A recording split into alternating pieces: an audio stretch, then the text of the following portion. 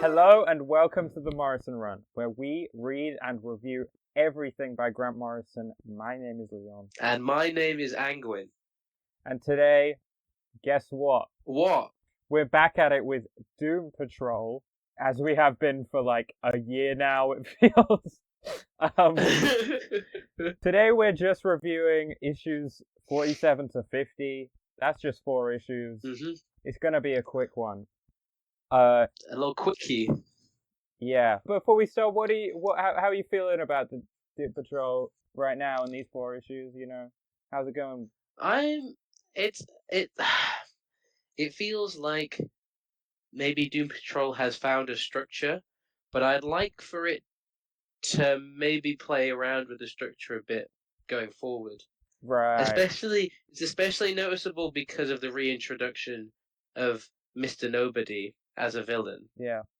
Um, it's like Mr. Nobody comes and then he has a group of quirky guys, especially in these issues where the quirky guys just show up. That's It's true. like They do. before we were introduced to the quirky guys, then Mr. Nobody came, I'm pretty sure. And now it's like, oh, this Mr. Nobody shows up, then a bunch of quirky guys show up just to like be Yeah. his guys. And I do think there are very enjoyable aspects like with the Magic School Bus, but I do think that Doom Patrol has hit its stride, but I think maybe you should hit another. Ooh. It should change its walking pattern. It should edit its gait. I hear that. Hmm. So last we left off, the last page was a clock face guy showed up at the Doom Patrol HQ and he said, "Is it that time already?" He ends up being of no consequence and disappears in like 2 pages. Yeah, which is a bit frustrating. Maybe it's just because the way that we've been reading it. But that was like the end of a arc, and we were Yeah. like, "Oh my days, this guy's crazy!" And then it's like, "Ah, that was actually a joke. That was actually just a trick of the eyes." And it's like, "Oh, great." It was a uh, cloud of ionized air, as Niles Corder hmm. says. I think throughout the next couple of issues, Rebus and the character Joshua, who we've sometimes mentioned, he's the Doom Patrol's medic, Hmm. and they have a couple of interesting moments. The first is in this first issue where he finds out that Larry Trainer's mom has died, and so he goes to tell Rebus. But because Rebus is obviously this mix of people, Rebus reacts really weirdly. Because Joshua tells Rebus, "Your mom died," and then Rebus immediately just goes, "Which one? Which mother?" And then Joshua's like, "Larry Trainer's mother, obviously." And then Rebus reacts really coldly, but then as soon as Joshua leaves, Rebus says, "I wish I'd seen her," in that kind of small font that implies some sadness. Yeah. So I just quite like that moment because there's a lot of emotions going on and it's like different personalities that are battling, but in quite a different way to Crazy Jane. They're not battling because they're unified, but they've caused quite a complicated personality to arise. Yeah. This is, I'm not gonna say this is accurate, but my reading of it was almost that Rebus like was snapping at Joshua, Mm. like your mother died, and then Rebus was getting a bit short with Joshua, Okay, sure, which yeah, maybe supports the end, and because Joshua seems quite offended quite quickly, and which makes sense in the sense that Rebus has responded very antisocially yeah, to Joshua trying to be polite and helpful. yeah. Um, yeah, it shows that even though Rebus has found a sort of harmony, no, there are still issues in their very unique experience. Yeah. You mentioned Mr. Nobody. A lot of this arc is kind of setting up the return of Mr. Nobody. Yeah, The painting that Ape Paris is back, right? But now it's like abstract. yeah, There's a guy who has sort of bought it. He also ends up knowing being of loads of importance, but he just kind of sets up its return. mm. Satan's also in these issues, or someone who claims to be him. Yeah, A guy called like Mr. Evans, right? yeah. He's got like a little sidekick. I mean, earlier there's another character in Doom Patrol that sort of claims to be God. Hmm. I don't think either of these characters are God or Satan. Yeah. But I think that it's interesting that kind of thing has come up a couple times. This first issue also has a really good kind of 2 pages of Rebus sort of undressing. It's actually right after they're told that Larry's mum has died. Rebus goes, "It's time. I'm scared. I think I'm scared," as they sort of like unravel their bandages. "I didn't think I'd be in such a mess," they say. This is also weird because it seems quite emotional, but just from these 4 issues at least, it doesn't seem to be of like loads of consequence. But it obviously is a reaction to some information as well. So I'm interested to see what else with Rebus happens after these issues. Because what ends up being is there's this big sort of black hole thing in the place of Rebus, in Rebus's room. And then it turns out that that's Rebus having sex with themselves, sort of energetically, I suppose. That's very Grant Morrison. That's just so Grant Morrison that I'm like, yeah, we can unpack that, just like kind of metaphysically having sex with oneself. And there's imagery of a fetus and whatever. But like, yeah, I get it now. We've done enough episodes of the Morrison run that I'm like, okay, Grant, I get it. Like, cool. Yeah, no, I hear. No. I mean, I was sort of taken aback by the themes because there's a seeming shift in tone, at least in these issues, and I was surprised. I was like, Grant Morrison is veering into territory that I thought they wouldn't do, or at least not that they wouldn't do, but just I was not expecting. And this is part of it. It's like sort of just you're not really prepared for it, and the reaction seems um initially strange in response to the news. Yeah. Another element that's throughout this arc is Crazy Jane has this sort of like hypersexual alter. It's an interesting dynamic that I'm not sure quite how to unpack, where sort of she's got like this kind of presentation and dress that's very, it's like echoing like a stereotypical kind of prostitute look. But there's a interesting dynamic where Cliff is very much like, this isn't you, and you're kind of hurting yourself. Like, she's being very explicit and very sort of dangerously open. He's kind of like, okay, bro, chill. But also, it's not Jane because it's another personality. So it's like, how does he navigate that?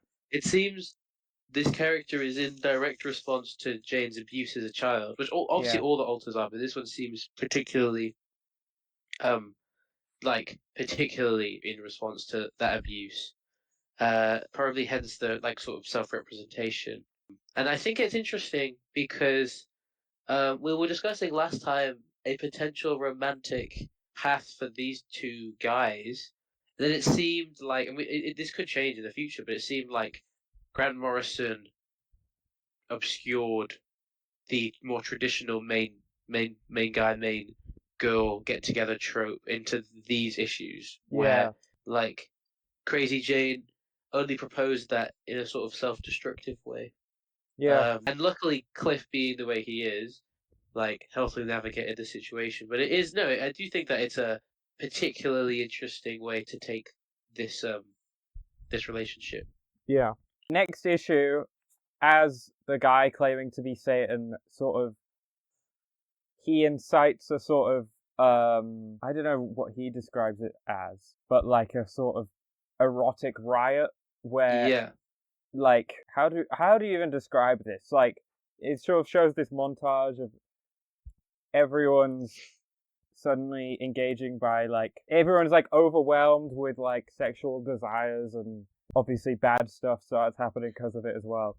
But these guys called the Sex Men show up, and they stop stuff like this. Yeah, it seems like a very Grant Morrison villain where X like natural or base thing is happening, and there exists a intergalactic group to suppress it, to make everything more normal or modest or whatever. Yeah, that's true. That's true. That's sort of what the Doom Patrol are, kind of. Yeah.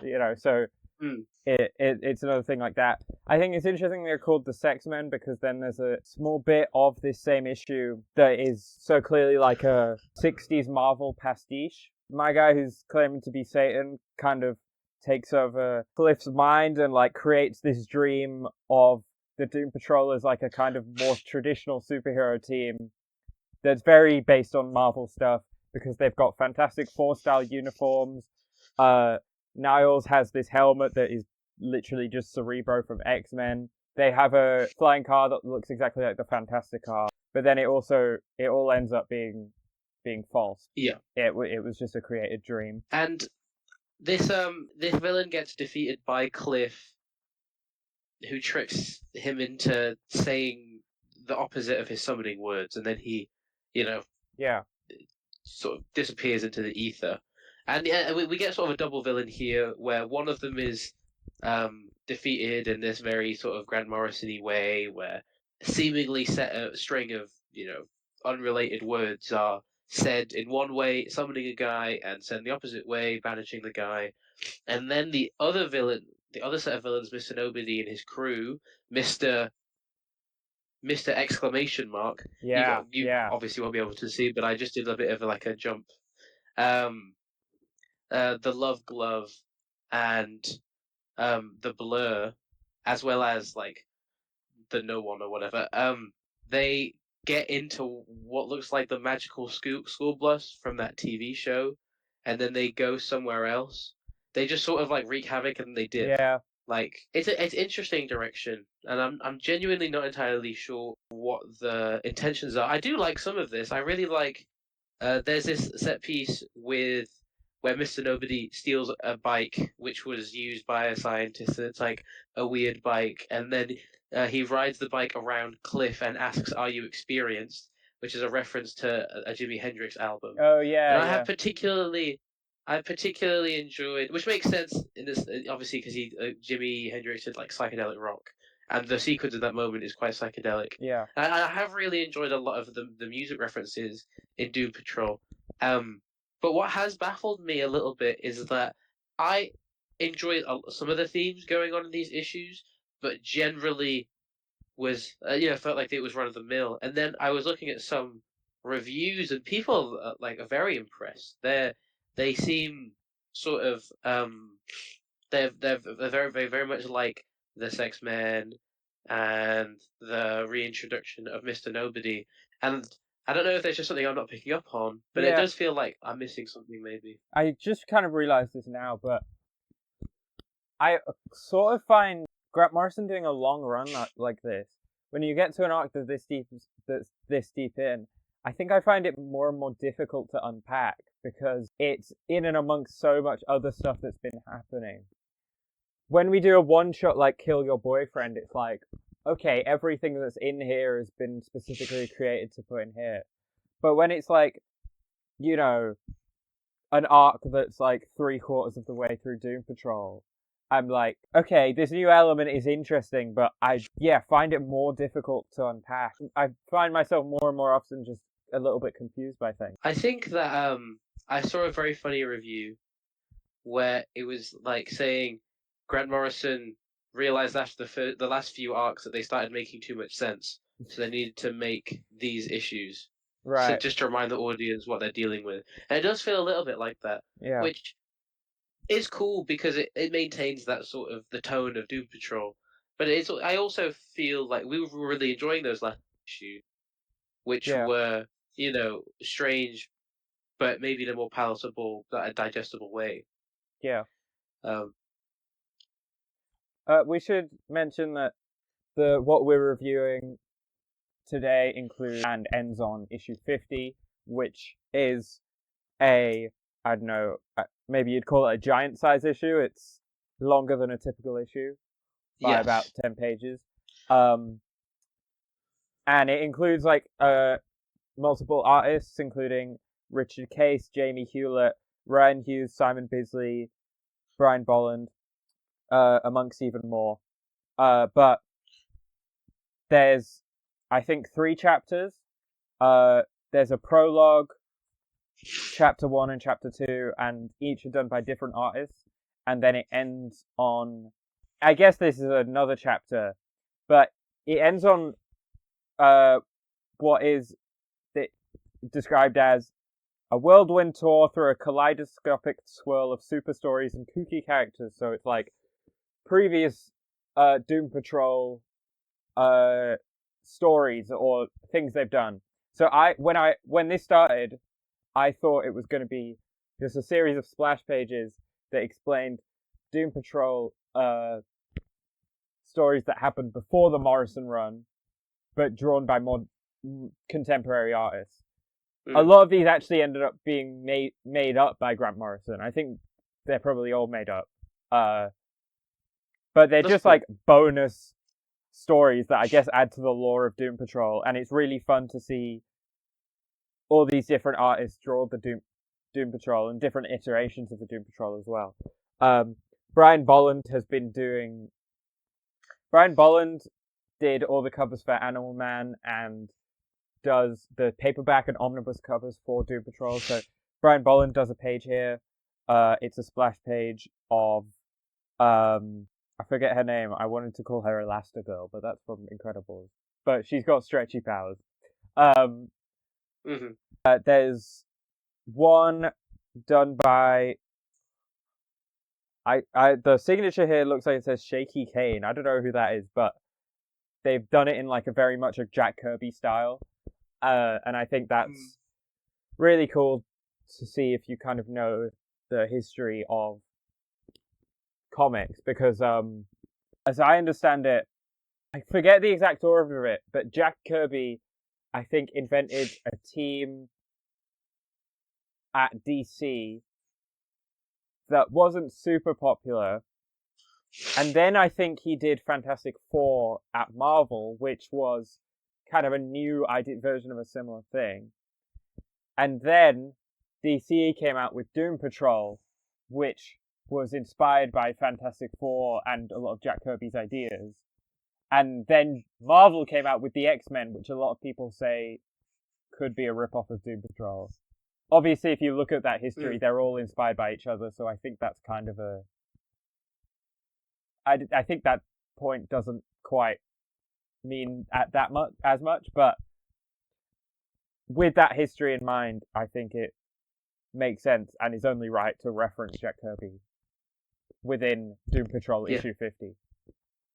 No, it was very fun to see, and I think that's very cool that Grant Morrison told those stories, because I also thought that it was sort of a promotion or a rehash of old stories that, you know, they want the audience to go and read. And I think it's very cute. It's cute that presumably the story just continues after this part, but it feels almost like a little time skip is going to occur after this. It's kind of showing that the Doom Patrol, or this version of the Doom Patrol, have been through more than we've seen. I know that some of these stories are made up by Grant Morrison because they start to include Crazy Jane and Rebis, which are Grant Morrison originals. So, yeah, but it just gives them sort of more lore and is adding to it. I wouldn't be too surprised if some of the little things in here maybe come back or are referenced later. It's sort of like how in the Claremont X-Men in the 80s at Marvel, he did this thing, X-Men Classic, and X-Men Classic started during the middle of the Claremont run and was reprinting the start of the Claremont run.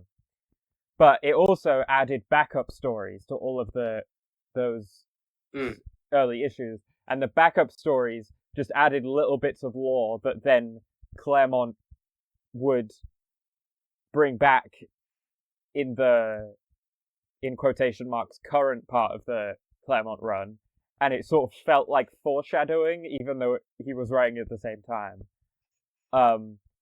He sort of got to re-put foreshadowing back in those old stories and make things fit together a little bit. That's cool. So I wonder if these splash pages are maybe doing a little bit of that as well. I mentioned that apart from those splash pages, there are 3 artists in the issue. The first one is pretty recognizably Richard Case, who has done most of Doom Patrol, but after that we get 2 more artists. If I'm looking at the cover, I can assume it's Jamie Hewlett and then Ryan Hughes, but I don't know that for sure. Forgive me if it's not, but I really enjoy both of their art styles. They both really lend themselves to Doom Patrol, and after getting so much of Richard Case, it's always fun to see another artist take on the Doom Patrol in this series. I agree. I think that these artists seem to be used as the world is getting crazier and crazier. The art style gets seemingly more and more simple, right? Yeah, kind of, yeah. I think that it looks. I think it was a great change of pace. I thought it was.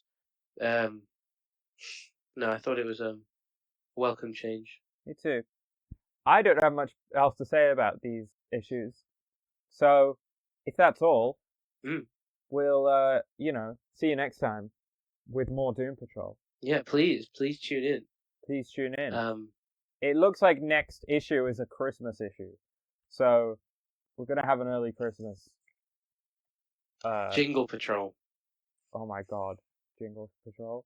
We're gonna have an early Christmas next episode, so see you then. Happy holidays. Thank you for listening. Thank you for listening. Yeah. Please give us a review and a like and a subscribe and a follow and a follow us on the Instagram then to know when the new episode's out and type shit and yeah, exactly. All that cool stuff. All that awesome stuff. Yes. Have a happy holiday. Thank you for listening. Thanks for listening. See you. Bye.